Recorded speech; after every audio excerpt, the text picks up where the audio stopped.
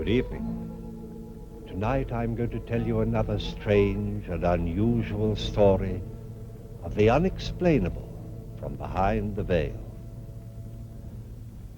Ever since man was first able to think, he has tried to find reasons for those happenings that he has been unable to explain.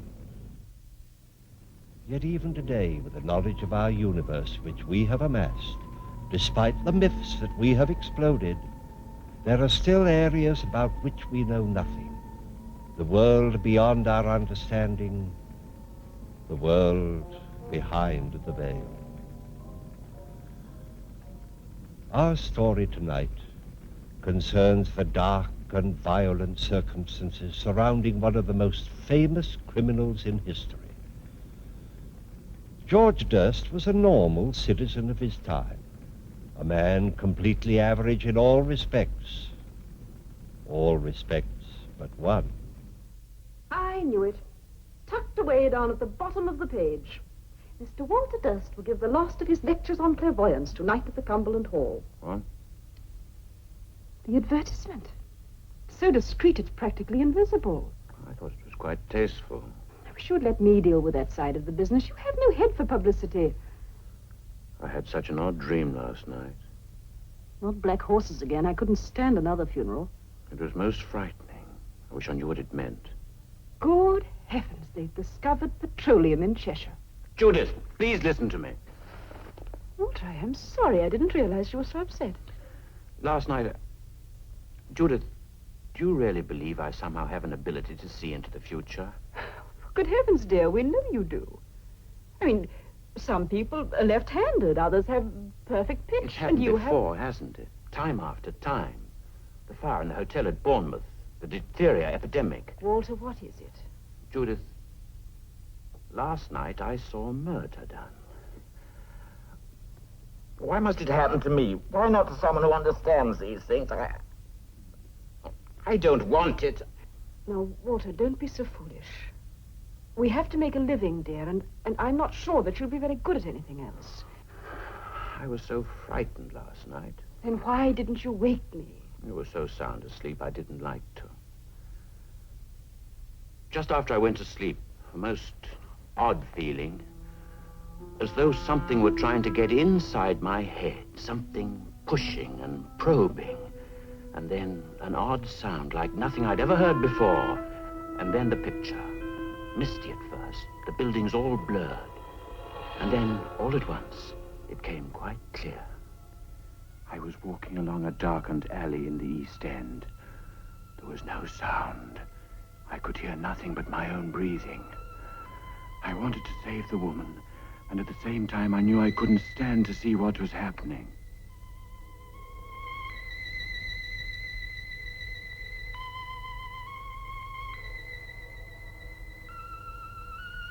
Suddenly I found myself outside some horrible drinking house. I remember hearing the ticking of a clock. I knew it was important to see the time. My body floated as though it were no more than mist, and the light at the corner of the lane seemed to draw me to it. I felt as if something were guiding me, begging me to look up at the street sign. Bucks Row. I saw it quite clearly, and yet I'd never even heard of the place before. I wish I knew what it all meant.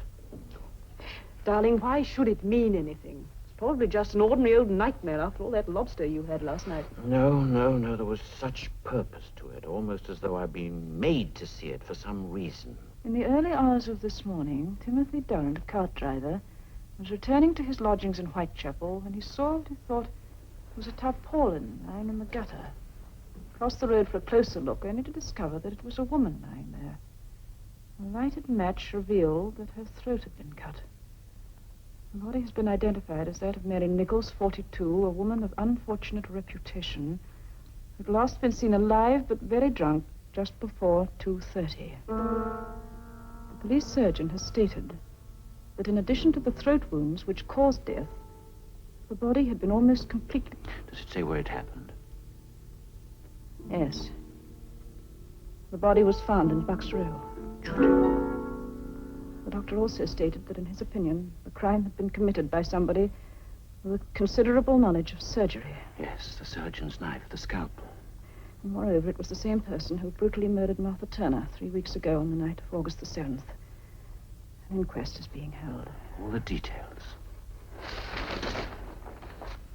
Walter, you've got to go to the police. The police? There can't be any motive for killing these terrible women, so the man is probably mad. Don't you see there may be more murders? And more dreams. Walter, think what it would mean if you could go to the police and tell them exactly when and where the next killing would be. No, I won't have any part of it. It's nothing to do with me. Walter, that is a disgraceful attitude.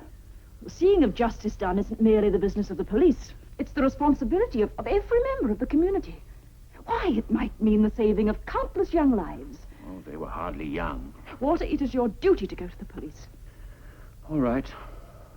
I suppose you're right. As usual. And, darling, think of the publicity.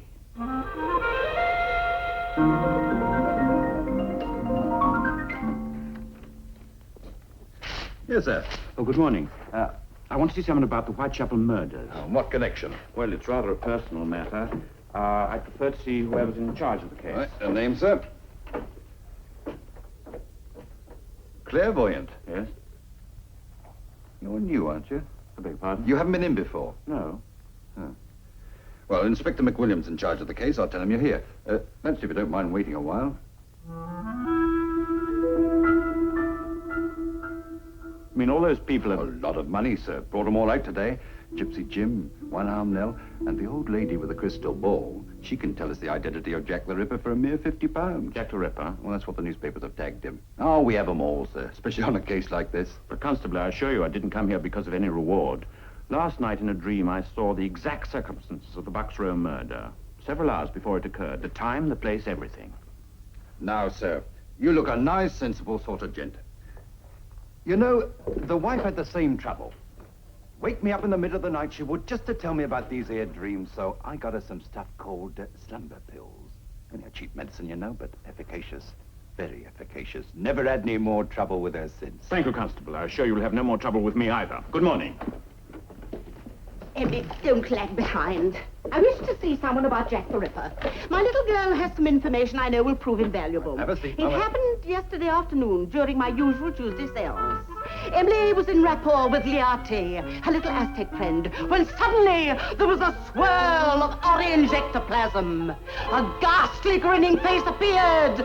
Charlatans! Charlatans!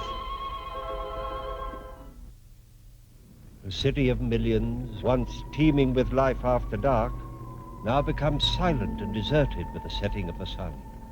Children are off the streets with the beginning of nightfall. Women go nowhere unless accompanied by their men. Doors are locked, windows boarded up. London becomes a city of panicking individuals, no man trusting his neighbor or friend. Newspapers demand in their boldest type the apprehension of this mad killer. The rewards mount. Every available police officer is on duty. Groups of men, self-appointed vigilante committees, hunt through dark streets and back alleys. But to no avail.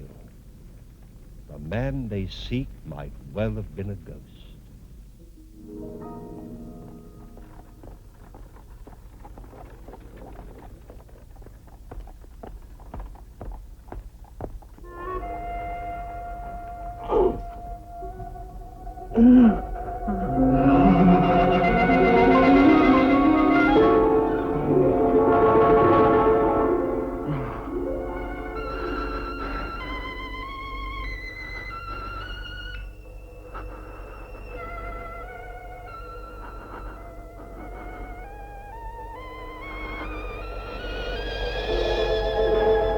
Judith!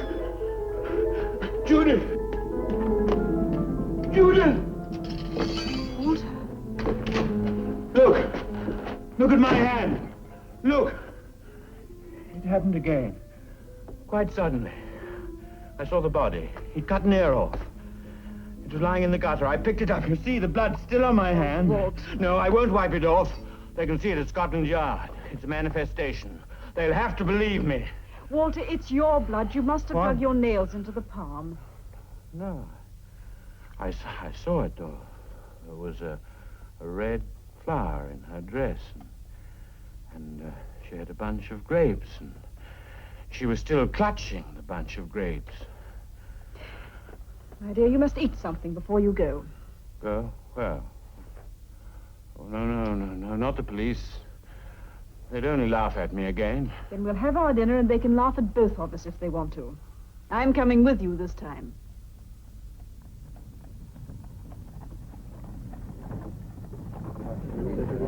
First, please, thank you. 2 pennies. Yes, madam. First, please. I think I've got some pennies. Change at Oxford Circus and take... What? He's here. I can feel it. Somewhere quite near. Oh, what are you talking about? Jack the Ripper. He's here on this bus.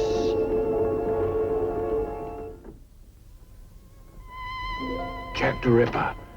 He's here on this bus. Where? I don't know, but I can feel the vibrations. It's the same man, the man in the dream. Regent Spock. Walter, are you certain? Of course. Then we must do something. Try to find him. It's vanishing. It's fading away. Regent Spock. Walter, quickly. What is Rudin?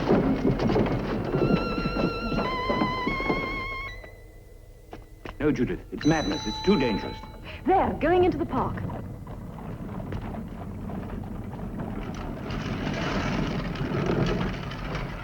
Walter, don't stop me. Which way did he go? I don't know. I can't feel it anymore. Well, try. Concentrate. You must. It's no use. He's gone. It just isn't there. Oh, he's so close. Well, I'm sorry. I couldn't help it. Besides, it would have been madness. Now, I think we ought to go and tell the police. Tell them what? Why, that Jack the Ripper's in the park. They might close the gates. Walter, sometimes I despair of you. Come on, we're going to Scotland Yard.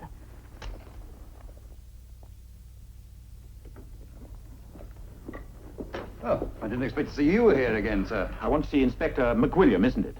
He's busy. We're trying to find someone called Jack the Ripper. Perhaps you've read about it. The constable. Walter, let me. Constable, today is the 30th September. It is. And it may be remembered as the day that Jack the Ripper committed his 4th murder. That is, if you just stand there and do nothing to prevent it. Ma'am, I had my orders, that's all. But please, you must let me see the inspector now. This afternoon, I had a vision of a murder that I know is going to take place tonight. You must understand, we can stop it, otherwise the blood will be on my hands as much as... Walter. So a woman will be found dead tomorrow, with her ear severed from the head. What did you say? I saw it in the dream. The ear was lying beside her in the gutter. Constable, this way, ma'am. I'm Inspector McWilliam. What's all this about a dream? My name is Walter Durst. I'm a professional clairvoyant. Perhaps my card will do. Now, what did you dream? Well, I imagined I was walking along a lane in the East End. There was a woman.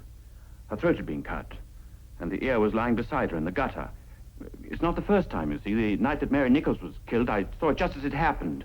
The time, the place. When did you send the note? What? The note you received this morning. Oh, I haven't sent any note. I have been here before. The constable will tell you. But... I'd like a specimen of your handwriting. Sit down, Mr. Durst, will you? Oh, I don't see what my handwriting's got to do with it. Please write. Well, what shall I write? Just 3 words. Dear old boss. Dear old boss. I wish you'd explain. Mr. Durst, you didn't by any chance dream the location of this murder? No, not this time, but I'm sure What do you I mean, could not this time? Well, I told you, the other dream, the night that Mary Nichols was killed. But you didn't write to us last time. I don't know what you're talking about.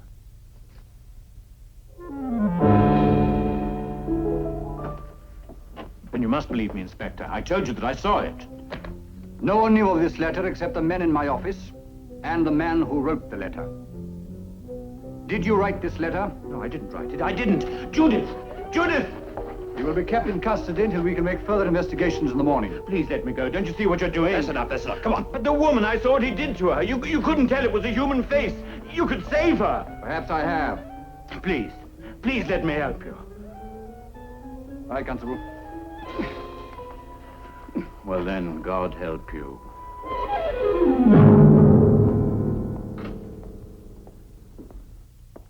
What time is it? Are you still awake? The time, please. They took my watch away. Oh, I don't know. It's a bit after 1. You better get some shut-eye. Not this night.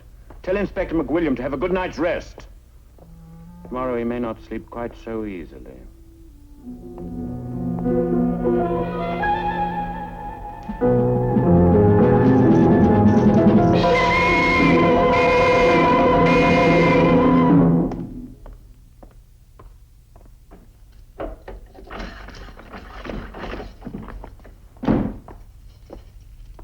right.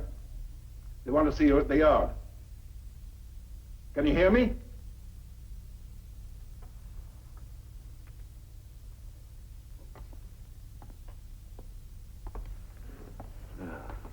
God forgive them.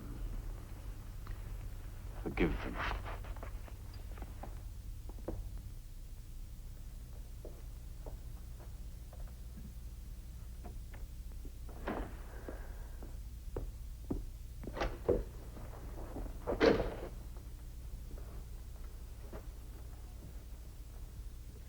So it happened. And it was in your power to save that life. 2 lives. 2 women murdered within an hour. One in a yard at the back of Berners Street, the other in an archway off Mitre Square. Both of them hacked to pieces. You were right in every detail. Every man available was on duty in the East End last night. And every suspect we had was under lock and key. It's impossible. Yet it happened. It's impossible. But you knew. How? That's a question I've been asking myself all my life, Inspector. Perhaps the answer will come later. I trust, sir, that you will accept my apologies for what happened last night. Inspector, I owe you my supreme gratitude. This was no imprisonment. It was a release. Until last night, I've been afraid of this gift I have. Ashamed because I was not quite normal. My wife had to have my courage and my convictions for me. Now I know this power was given to me for a purpose. Respect must be paid to it, and to me. I wish to heaven I'd believed you last night. Should you dream again, of course I shall act immediately. We can act now. Walter, last night? No, this was no dream. But I can find Jack the Ripper. Probably tonight. This time I shan't even ask how. Every policeman in London is at your disposal. And that won't be necessary. Shall we meet at my house at 7 o'clock? At 7.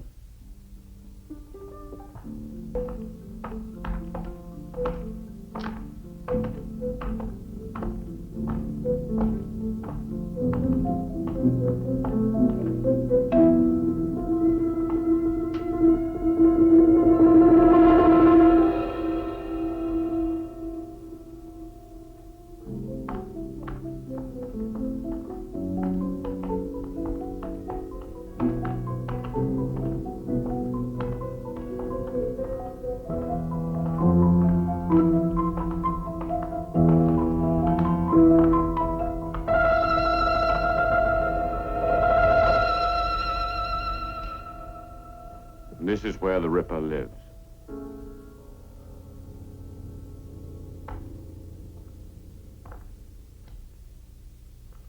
G.R. Willerton, FRCS. Do we knock? I don't know. I don't think we can wake them at this late hour. This is where he lives. It's incredible. A large house in Harley Street, FRCS. Fellow of the Royal College of Surgeons. Inspector, there's a dog lying at the foot of the stairs. Seems to be light on, sir.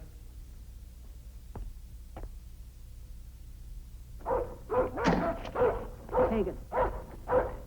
Hagen, be quiet. Stop barking. Yes, what is it? We're from Scotland Yard. I'd like to speak to Mr. Willerton. Who is it? Mrs. Willerton? Yes? I'm Chief Inspector McWilliam, Mr. Durst. I'm sorry to disturb you so late, but we should like to ask you a few questions. I must ask you to leave. It is very late. Mrs. Willerton, this concerns the Whitechapel murders. It would be very easy for me to get a search warrant. The police? Mr. Willerton? No. My name is Hatherley. I'm Mrs. Willerton's doctor. May I ask the reason for this visit? I would like to see Mr. Willerton. That's impossible. Will you come into the library, gentlemen?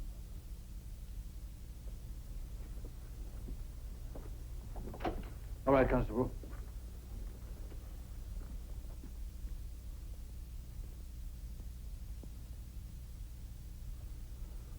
The funeral is tomorrow. I'm sorry, Mrs. Willerton. When did this happen, Doctor? Cerebral hemorrhage late yesterday afternoon. You can understand why Mrs. Willardon is very distressed. I should like to see inside. Inspector, this is outrageous. I insist you take your men and leave this house instantly. Did you sign the death certificate, Doctor? I did. May I see it, please? It's not here, it's at my surgery. Why did you come here? We have reason to believe that your husband knew something about the Whitechapel murders. Why? I am not at liberty to say. You think he's Jack the Ripper? Mrs. Willardon, I'm here to ask questions, not make accusations. Well, this is a strange... Did you notice anything unusual about your husband's behavior these last few weeks? Mr. Willardon has been I'm ill some... talking to Mrs. Willardon. Will you please answer my question? You know, don't you? You know. Myra. Of course they know. Don't be such a fool. Why else would they have come here? They followed him. They saw the blood. Blood? Mrs. Willardon is hysterical, you understand? What blood? He was wearing his new coattails, wasn't he? I was standing on the stairs when he came in. Blood. All over his white waistcoat. Myra, I beg you. It doesn't matter now. I don't want the secret any longer. Why didn't you tell the police? He was my husband. I loved him very much once. He was so gentle then. Seems quite a long time ago when he had to give up the practice. It was terrible seeing the change in him. I wonder what made him do those things. One day I heard Pagan screaming down here in the library. He wasn't allowed in here at all. When I came in, he was sitting just over there, biting at his paw. There was a hatpin right through it. He used to love the dog so much, too. And there were the bats. You know that he paid boys off the street to catch bats for him. They'd bring them in a bag to the back door. I saw once what he did with them. He dipped them in paraffin and lit them, so that he could see the poor burning things go flapping round his head, and he'd clap his hands and laugh like a child. Then at night, he began to go out.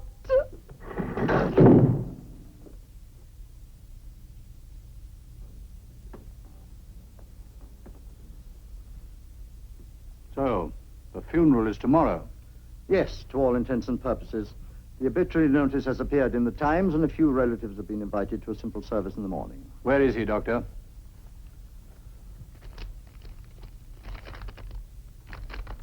A certificate of insanity? Yes, Willardon was sent this morning to an insane asylum outside Edinburgh. May I keep this? You will find it registered and in order. You realize what this means? Yes, of course. Yes, once certified and committed to an institution, a person is beyond the jurisdiction of the courts. Not even the law can touch Willardon now. Well, there's nothing more we can do. No, it's better. We should never know. And now, if you'll excuse us, Inspector, it has been an agonizing ordeal for Mrs. Willardon, and she has to rise early in the morning for the funeral. Inspector, is it a terrible thing to hope there will be more murders in Whitechapel? Dr. Willardon was beyond the reach of English law. His guilt or innocence could never be proved.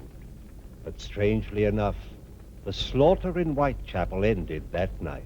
Jack the Ripper never claimed another victim. But what of Walter Durst? How does one explain his gift of precognition, his ability to foretell the future? How could he foresee in such detail the victims and the circumstances surrounding their deaths? He'd never seen any of the women involved. He'd never even been to the places where they met their death. And most of all, how was he able to lead the police to a man he did not even know existed? There is no explanation known to us, but this we do know. On that night, over 70 years ago, ended a reign of terror unlike any known before or since. Please join me again for another journey into the world of the unexplainable, which lies behind the veil. Good night.